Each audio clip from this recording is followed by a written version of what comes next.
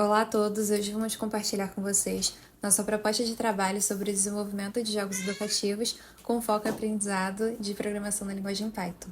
Esse trabalho foi desenvolvido em colaboração comigo, Elane Jadama, e meu colega José Antônio de Souza. Ensinar programação é difícil, e nos últimos anos a gamificação tem sido usada em muitas plataformas educacionais.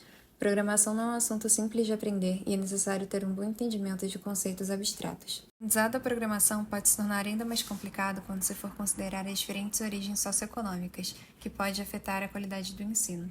Além disso, há altas taxas de reprovação em disciplinas introdutórias e abandono de curso, e diante desse cenário é essencial considerar métodos de ensino que possam estimular e motivar os alunos. O principal objetivo desse trabalho é demonstrar como a gamificação do ensino de linguagens de programação, focado na linguagem Python, pode ser uma alternativa que aumente a atividade do usuário e a produtividade ao integrar elementos semelhantes a jogos, criando experiências mais motivadoras. Falando um pouco sobre a base teórica, por que escolhemos Python?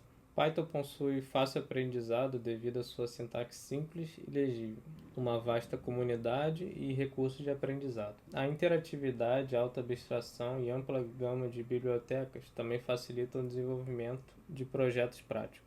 Uma pesquisa feita entre programadores por Meirovitch e Rabikin revelou que Python está entre as linguagens com maior velocidade de aprendizado, tendo tempo de aprendizado entre 1 e 3 meses.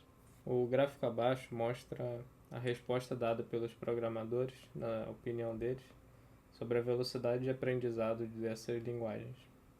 Podemos notar que Python e PHP e Ruby estão em média ali com 1 e 3 meses, enquanto as outras linguagens estão acima de 3 a 6 meses. Principais problemas de iniciantes em programação.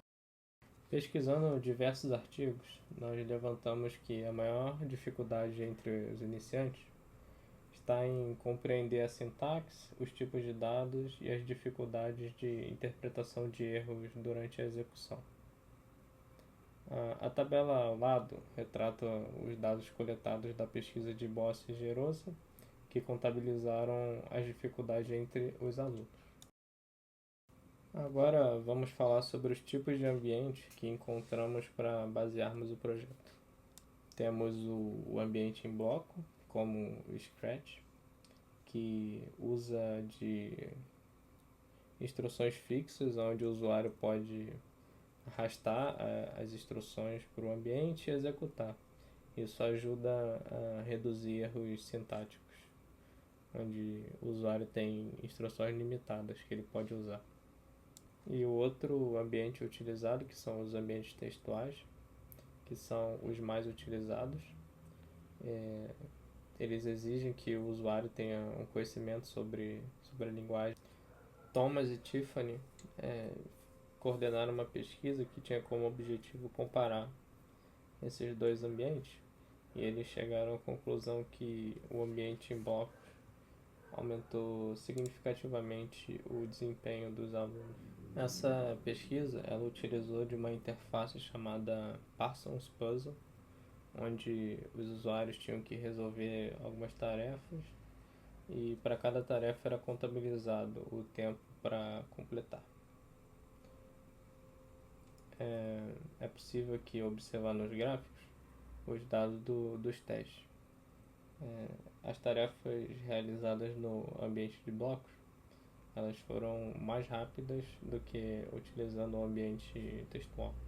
Seguindo com trabalhos relacionados, temos o próprio Scratch, que é o ambiente de desenvolvimento em blocos, e também a própria interface desenvolvida para pesquisa do Thomas e da Tiffany. Para o desenvolvimento desse jogo educacional, adotamos um conjunto de tecnologias modernas com a implementação principal feita em JavaScript.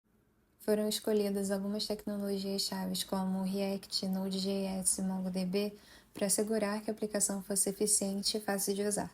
O jogo é estruturado em níveis, onde cada nível introduz conceitos e dificuldades progressivamente maiores. A ideia é que o jogador tenha que arrastar e soltar blocos de código para completar um script Python e resolver um problema específico e progredir na narrativa. O jogo conta com uma interface dividida em 3 partes.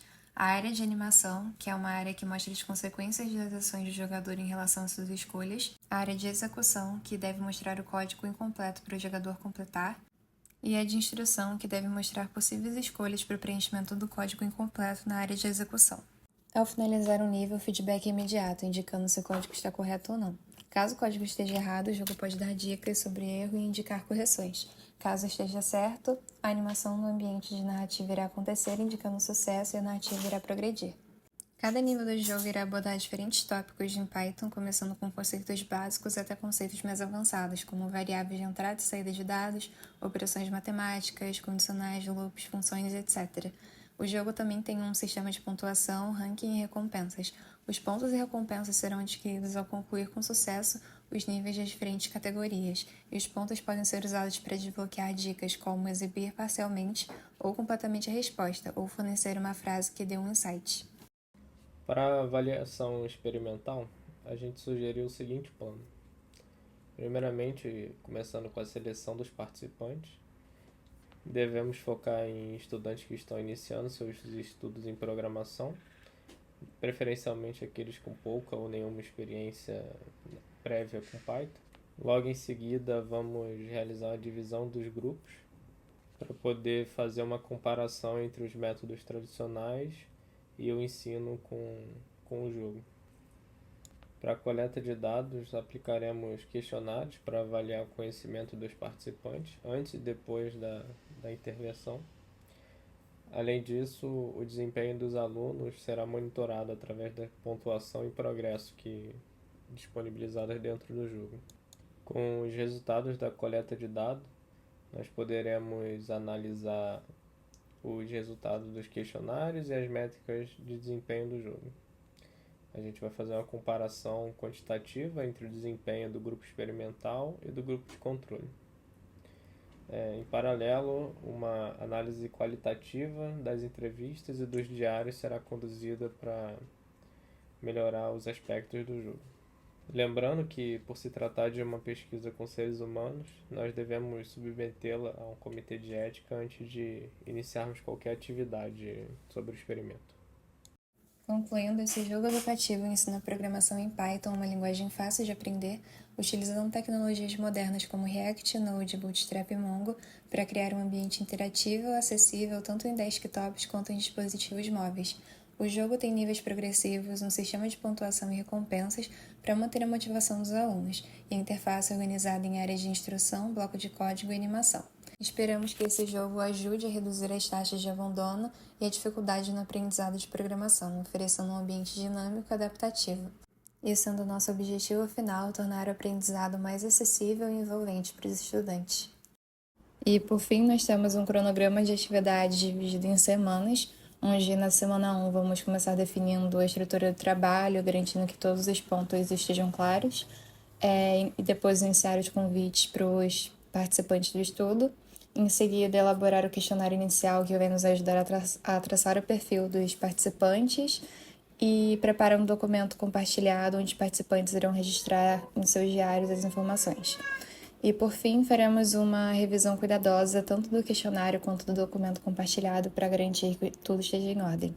Já na semana 2, será feito o acompanhamento do preenchimento dos diários pelos participantes e será feito o envio de orientações, estímulos e perguntas específicas feitos através de mensagens nos diários conforme necessário, para manter todos alinhados e engajados.